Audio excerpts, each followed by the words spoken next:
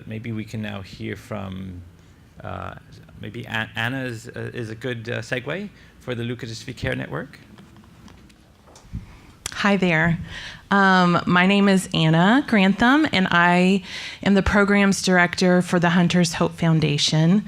And before I give you a little background on Hunter's Hope, I always like to tell a little bit about how I came into the leukodystrophy world.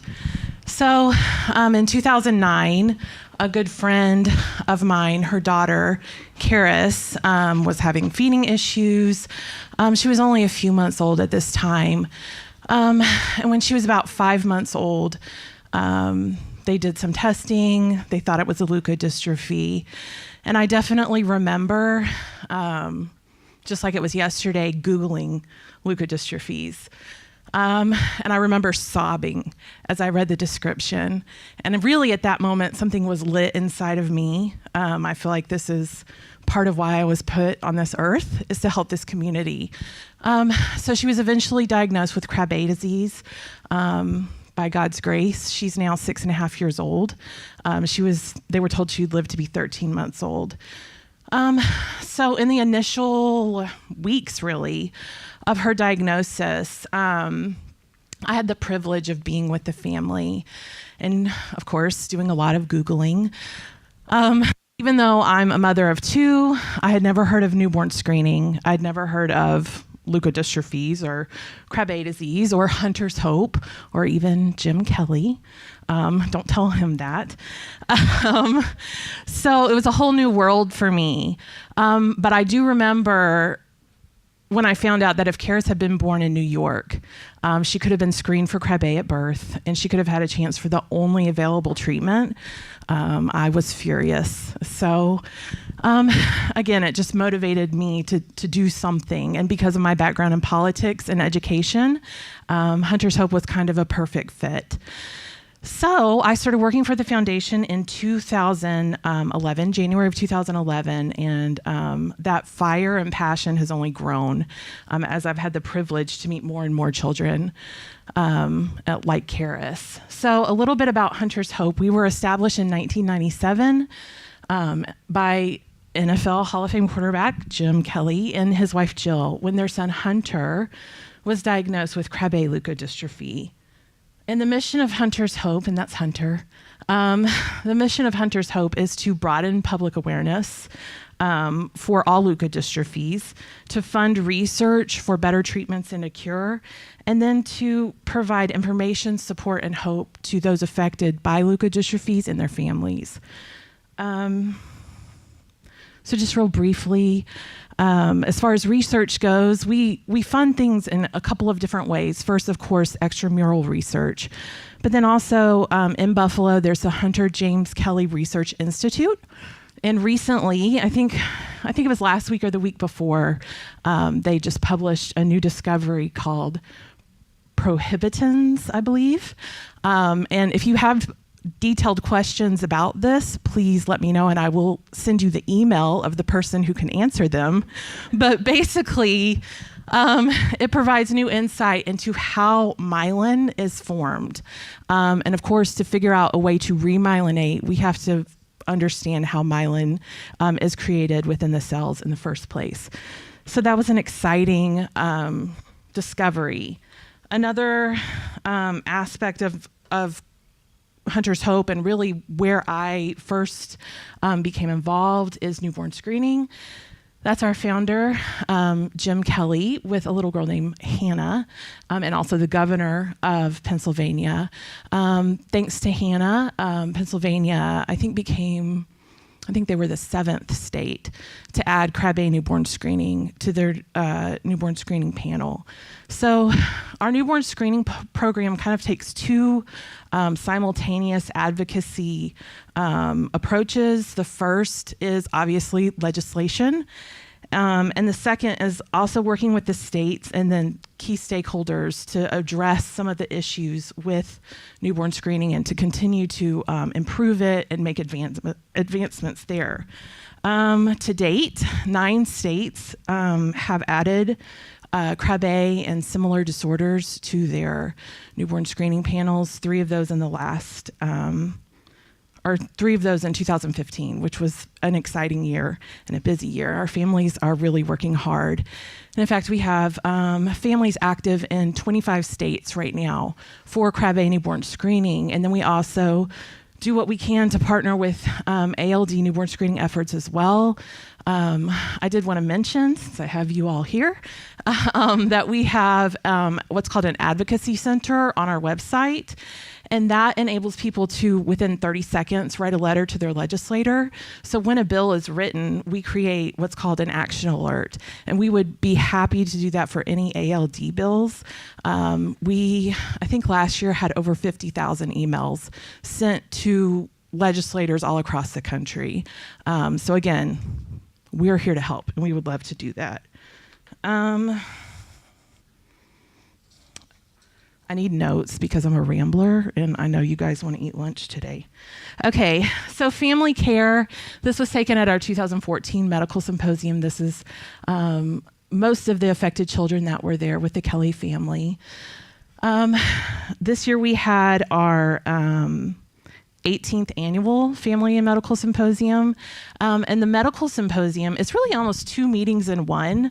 The medical portion, this last year we had over 60 experts, is what we call them, medical providers, researchers who come together. And the reason why this is one of the first programs ever started at Hunter's Hope is if we're going to fund your research, you're going to come and talk about it. And you're going to work as a group so we're not duplicating efforts, and so that all these smart people can collaborate and feed into what each other are doing. But also, we want to introduce the medical providers and researchers to the families that they're working so hard for. And this last year, we had 50 families affected by various leukodystrophies at our symposium. And so we had all the researchers that were in attendance. They came to our family welcome dinner. And I'm not exaggerating. I had one researcher say, "This is the best experience of my life." To get to meet all of those families and hear their stories and see those beautiful children, it's why we're all here. So that's something that we're really dedicated to. Okay, now the Leukodystrophy Care Network, and thank you, Dr. Vandiver, for laying such a nice foundation. So a longstanding goal of the foundation has been to create clinical care centers of excellence for leukodystrophies. In 2002, that was really laid out as a strategic long-term goal for the foundation. And in the last couple of years, we've really started to launch this effort. The LCN mission is that all leukodystrophy patients will have the opportunity to receive the highest quality medical care possible, even when there is no disease-altering treatment. So the LCN, our goal is to give voice to the patient advocate and the family experience in regards to medical care. So just a few of our core values for the LCN. The LCN and its centers will embrace and promote the highest quality of life, an attitude that enhances and celebrates life, the affected individual's abilities and potential, patient care as its primary focus, and also long-term and comprehensive care for the prevention of different complications. So I want to share Hunter's story as kind of an example of the need, and I think most of you in here could also share your own story. Hunter was born on his dad's birthday, Valentine's Day, 1997.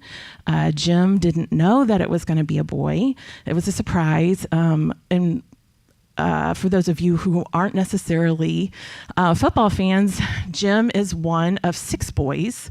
So it was a pretty big shock when their first child was a girl. So Jim had always dreamed of having a son. He already had plans for him to be a quarterback. He was going to be his coach. Hunter was screened for only 11 diseases at birth, and Krabbe was not one of them. He was sent home from the hospital with a good bill of health, but shortly thereafter, he became very irritable. He was crying all the time. He was having difficulty eating. He only smiled a few times ever. He couldn't hold his head up. He couldn't roll over. He began having mild seizures. And so the Kellys knew something was wrong. They were told, like many families, it's colic, that he'll be fine. Then he was misdiagnosed again with cerebral palsy. And finally, when he was 4 months old, he received the diagnosis of Krabbe disease. His family was told to go home, make him comfortable, and prepare for him to die. They were told he wouldn't live past 2 years. When Hunter was about 7 months old, the Kellys learned of a new experimental cord blood transplant for Krabbe disease at Duke University. Even at that time, they were told he was too far progressed and that he wouldn't make it past the procedure. But now, thank God, through Krabbe newborn screening, children have the chance for this treatment much more widely spread and hopefully one day globally. So Hunter lived to be 8.5 years old, which defied all medical odds for a child with that severe and early of an onset of Krabbe disease. But even so, every day was a struggle. He fought for every breath. And so, as is the case with, I think, most leukodystrophy patients, there's certain medical symptoms or issues that need to be managed that are a result of the disease. Pain. For Hunter, it was irritability, seizures, fevers. He very early on lost the ability to control his body temperature, poor eating. He needed a G-tube. So all those things needed to be very quickly addressed. And in some cases, they weren't as quickly addressed as they should be. In the case of my friend's daughter, Karis, her mother was told to give her Advil and Tylenol, which we all know is a joke. But then there's a lot of different complications from leukodystrophies that could be prevented if a child had expert or a patient had expert proactive care from the very start. So for Hunter, one of the big things for him was pneumonia. By the time he was 3 years old, he had already had pneumonia so many times they lost count. He had permanent scarring on his lungs. Part of the problem was he had a G-tube, and no one ever told him that he needed a JG tube so that he wouldn't be vomiting and aspirating. That was one of the major causes of his pneumonia. Another was because he didn't have any respiratory therapy, which is vital for a child with Krabbe disease. So once they were told reactively, he needs a JG tube and he needs aggressive respiratory therapy every 4 hours, he stopped getting pneumonia. All of that could have been prevented.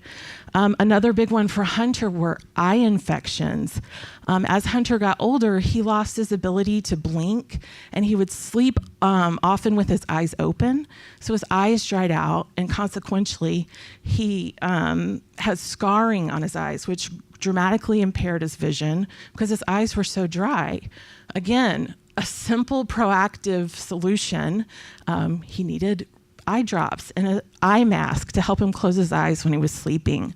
That could have been preventable, but instead it was reactive care. Dislocated hips from not knowing proper, as he grew, not having the proper physical therapy or equipment to avoid that. Hunter also had a couple of inexplicable broken bones, and that was a result of needing certain supplements in his diet. And again, all of these things for all leukodystrophy patients can be prevented if there's expert proactive care from the very beginning. So Dr. Vanderver alluded to this, but the Leukodystrophy Care Network, our philosophy of care is to choose to treat those affected by leukodystrophies as if they are living and as if they're going to live a long life, because they are living, and to provide the highest quality of care irrespective of disease prognosis. And again, proactive care. I mean, I can't say that enough. So you might be thinking, well, that's very ambitious. And we know that. That's why it's a collaborative effort. Collaboration is key, and we are not reinventing the wheel, but rather we want to partner with established groups, established hospital systems, in organizations and medical programs. The structure is that it's a network of these key experts, researchers, hospital administrators, support organizations, but it's led by affected families. The LCN will act kind of as the hub of a wheel, if you will, responsible for the administration and coordination of the LCN and its centers, and just providing affected individuals and these centers with the information needed and access to all the resources that the LCN has. Also, the LCN will provide assistance for medical providers, both within the LCN and then with a patient's home team, local care team, throughout the United States and Canada and eventually the world. Under the leadership of the LCN Advisory Committee, the LCN will have a peer-reviewed protocol to identify and qualify LCN centers throughout the United States and Canada, and again, eventually the world. And again, the focus is on comprehensive medical care. Research will be secondary, and I'll talk a little bit more about that in a minute. The strategy for the LCN is that, again, guided by family advocates to ensure patient-centered care. No one knows more the need, and no one has more passion about the need for this type of system for leukodystrophy patients than those who've lived it. And then also learning from existing multidisciplinary models. Some of those already exist for leukodystrophies. And there are so many that are already doing a great job. So we're not trying to replace anything, but rather coordinate with these existing systems so that we can all work together to provide this system of care for all patients. And also, we're following the model of other disease groups that have gone before us, like cystic fibrosis and MS. They have centers of excellence, and they all started from the ground up. And so if they can do it, we can too. I think we can all agree that it's time for this for leukodystrophy patients. Integrating centers into established hospital systems, utilizing existing resources where possible. It's about collaboration, not credit. And then identifying other partner organizations such as ALD Connect, GLIA, and the World Leukodystrophy Alliance. We've already been engaging world-renowned experts, and we are really blessed with that. Everybody, I think specifically in the rare disease group, even the medical professionals are so generous with their time and with their abilities. And the purpose of the LCN, this group will establish standards of care, which Dr. Vanderver alluded to, for all leukodystrophies, so that there is a roadmap and patients aren't having to reinvent their care plan every time there's a new child or adult diagnosed with a leukodystrophy. There'll be a leukodystrophy patient registry, and the goal there is to really follow the CF model. CF has been doing this for a long time, and when they started, the average life expectancy for a child with CF was about 6 years, and now those affected by CF are living into their 30s and beyond. And part of the reason for that is they utilized information captured in the patient registry to look at what the centers were doing. Where were there people having better results than typical? Let's raise the bar and add that to the standard of care for all of the centers. We're ensuring, like I said, continuous excellence. There's accountability. There's an LCN advisory committee who's going to make sure that each center continues to meet these excellence standards for those affected by leukodystrophies. We're involving government agencies, funders, other stakeholders throughout the process to get the funding needed to do something like this. and then also promoting the LCN through education, and not just for the general population, but also for other care providers. So the LCN centers will provide or facilitate early diagnosis, and in some cases that means newborn screening, so assisting with that where it's available, but also to try to eliminate the diagnostic odyssey so that children can get, and adults affected by leukodystrophies can get the care needed as soon as possible. Also, as far as treatment, just information and referrals of the most current treatment options. Preventative medicine, a multidisciplinary approach to preventing and managing some of the consequences that I mentioned earlier, that with proactive care can be avoided. Also educating the family and the child's local care team on what to expect at certain stages of the disease or as the child gets older. Also emotional support. And that's why we're working with so many other leukodystrophy organizations. Through the LCN, families can be linked up with other organizations like Hunter's Hope who offer a variety of programs. So the timeline, like I said, even though this has been a long-term goal, it's kind of launched, for lack of a better word, soft launch. In 2013, we have literally interviewed hundreds of experts, or over 100 experts, I shouldn't say hundreds, but over 100 experts, families, clinicians, support organizations, and other disease networks to kind of learn what others have done, what's out there, what's the need. And through that time, we've created a vision document and strategy to move forward. In May of 2015, many of you were at our first Leukodystrophy Care Network meeting. We had 20 families and 30 medical experts in attendance. And it was a working meeting. Anybody who was there knows we put you to work. But what we did there is we presented what is the ideal for leukodystrophies, and then what is the real world, and identifying those gaps kind of helped us figure out what our next steps are. And so that included determining our focus, and our focus translates into work groups, which is a term we all like to use, I think, in this community. But those work groups are early detection, treatment, symptom management and prevention, family support, and patient registry. And then also at that meeting, we began drafting the requirements for centers, which is very important. I'm almost done. Okay, also in 2015, our steering committee members have been established. Our steering committee is comprised of affected families, most of which are associated with other leukodystrophy patient organizations.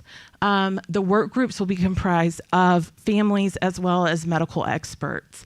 But we really felt strongly that the steering committee needed to be comprised of affected families because, again, they're the ones with the passion and really the knowledge to know what is needed. The steering committee charter and organization was established. Work group members are being identified and confirmed.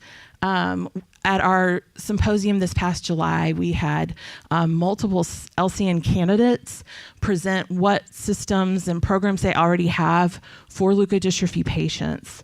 Because again, we're not replacing anything. This isn't in competition with anyone, but rather bringing everybody together and using what's already out there.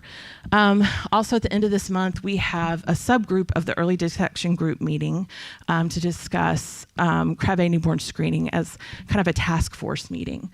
And then also just recently, the website for the LCN was designed and launched. And then next year, our focus will be on the work groups developing action plans and a business plan approved by June, funding for a 3-year plan secured, an LCN program coordinator hired, someone who will be focusing their entire attention on moving forward the LCN. Our goal is to have 5 inaugural centers established and an education and public awareness plan developed. And just finally, I just wanted to share a few of the faces that, and these are just a few, that inspire us to do this work and let us know that even though it is a big task, we have to do it for these kids and adults who are affected by these horrible diseases. So I hope to hear from any of you who are interested in working with us that aren't already. I know a lot of you are, and we're so grateful for that. So thank you very much.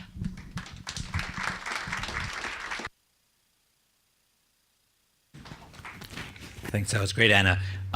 So again, I think many synergies, and it's the passion and the drive, I think, of these faces and the parents that motivate us. We have one father of a child with Krabbe here who is followed in our clinic, so that would be a nice connection also to make with Hunter's Hope and maybe help and move things forward. One obvious connection I would see is on the patient portal side, that ALD Connect can help pass on and share some of the technology and information on how we have set up surveys on patient portals and how we can bring some of that material online and help accelerate things. So maybe we'll have some more discussion after Sue Khan, and because again, I think a lot of the themes are similar, and hearing how we are all doing things best would be great. So, Sue.